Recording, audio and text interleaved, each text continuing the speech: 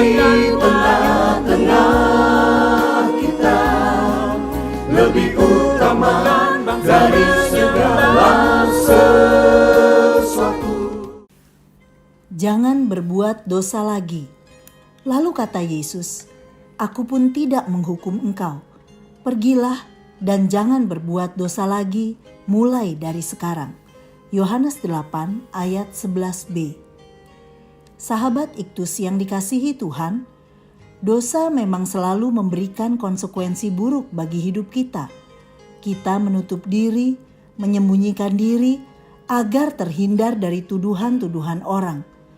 Namun, seburuk apapun dosa telah mempermalukan kita, Yesus dengan anugerahnya tetap menerima kita. Ia tidak menuduh atau menuntut kita dihukum. Sebaliknya menyediakan pengampunan. Bahkan di saat-saat yang paling memalukan dari kegagalan kita, Ia tetap mengasihi kita. Yesus adalah pribadi yang suci dan tidak kompromi dengan dosa. Namun hatinya penuh cinta dan pengampunan. Dengan kasih yang kudus, Dia berkata, "Pergilah dan janganlah berbuat dosa lagi." Sepanjang abad dan masa, Dia tetap penuh kasih, pengampunan dan kekudusan. Ketika kita terjatuh, tersesat dalam dosa dan tidak setia, Dia tetap setia. Lihatlah kisah Yesus dan perempuan yang berdosa. 1. Perempuan berdosa. Orang-orang Farisi membawa kepada Yesus seorang perempuan yang kedapatan berbuat zina, yang mungkin baru saja ditangkap selama perayaan Pondok Daun. Kejahatan yang dituduhkan kepadanya dipandang sebagai kejahatan yang patut dihukum oleh hakim. Perzinahan dianggap dosa yang besar, sebagai pemberontakan bukan hanya terhadap perintah Allah, melainkan juga terhadap perjanjiannya. Perempuan berdosa itu tertangkap basah, sehingga tidak ada ruang baginya untuk mengajukan pembelaan tidak bersalah.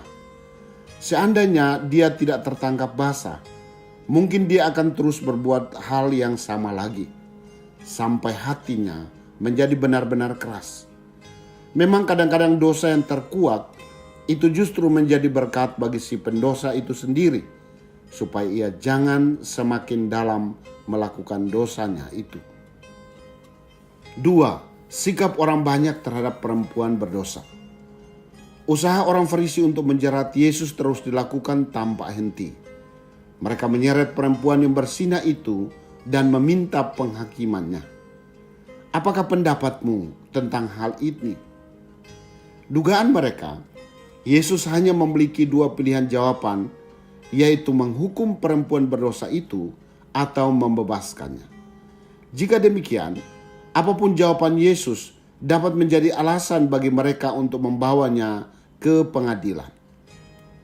Jika Yesus menolak untuk melempari perempuan itu dengan batu, maka pemimpin agama dapat menuduh Yesus menentang hukum Musa, sehingga mereka dapat membawa Yesus ke pengadilan agama Yahudi.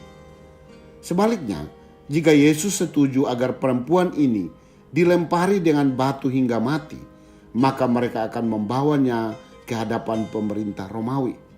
Bangsa Yahudi sebagai jajahan Romawi tidak berhak memberi hukuman mati. Pikiran mereka hanyalah tentang hukuman, bahwa orang berdosa harus dihukum, dan bagaimana caranya agar Yesus pun menerima penghukuman. 3. Sikap Yesus terhadap perempuan berdosa. Di luar perkiraan orang-orang Farisi itu, Yesus memberi respon. Barang siapa di antara kamu tidak pernah melakukan dosa yang serupa, hendaklah ia yang pertama melemparkan batu kepada perempuan itu. Apa yang dikatakannya membuat mereka takut, karena Yesus telah memperlihatkan siapa mereka yang sesungguhnya. Karena itu, mereka berpikir lebih baik mundur sekarang. Pergilah mereka seorang demi seorang. Lalu Yesus bangkit berdiri, dan dia tidak melihat seorang pun kecuali perempuan itu. Ia berkata, "Aku pun tidak menghukum engkau." Yang berarti, aku benar-benar mengampunimu. Lalu Yesus menyuruh pergi. Pergilah dan jangan berbuat dosa lagi mulai dari sekarang. Kata pergilah menunjukkan kasihnya dan peringatannya untuk jangan berbuat dosa lagi, menunjukkan keadilannya. Yesus memberi kesempatan kedua kepada perempuan itu untuk memperbaiki hidup sebagai bukti kasih dan keadilannya. Sahabat Iktus, siapa yang tidak pernah berbuat dosa? Kita semua adalah orang berdosa yang sepatutnya dimurkai.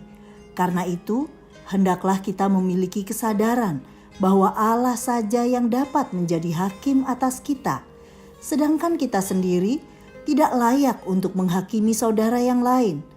Ingatlah teladan Yesus, bagaimana Ia mengasihi orang berdosa dengan kasih yang melimpah, memberi kesempatan untuk bertobat lebih tinggi dari keinginan untuk memberi penghukuman. Saya tidak mau menjadi congkak dengan menganggap diri saya lebih baik dari orang lain, bahkan ketika saya harus berhadapan dengan orang yang telah berbuat dosa. Saya mau memiliki kasih yang melimpah untuk menolong dia terlepas dari dosanya. Bukan dengan cara menghakimi, tetapi mengasihinya dengan jalan memberinya kesempatan kedua untuk memperbaiki hidupnya. Sahabat Iktus yang dikasihi Tuhan, apakah saya masih seringkali menghakimi orang lain dengan menganggap diri saya lebih baik dari mereka? Mana yang lebih saya inginkan, menghukum orang berdosa atau menginginkan pertobatannya? Kepada siapa saya harus memberi kesempatan kedua agar ia dapat memperbaiki hidupnya? Tuhan Yesus, kasih-Mu lebih besar dari setiap dosa dan pelanggaran saya. Saat ini, berilah kepada saya hikmat-Mu untuk dapat menunjukkan kasih dan keadilan dengan cara yang tepat. Bangkitkan kerinduan saya untuk melihat orang berdosa mengalami pertobatan dibandingkan dengan melihatnya menerima penghukuman. Ajari saya untuk memandang orang lain dengan penuh belas kasihan dan bukan dengan sikap yang congkak. Dalam nama Tuhan Yesus. Amin. Rindukanlah pertobatan seseorang lebih daripada penghukuman baginya. Kristuslah yang harus ku beritakan hingga datangmu Kristus.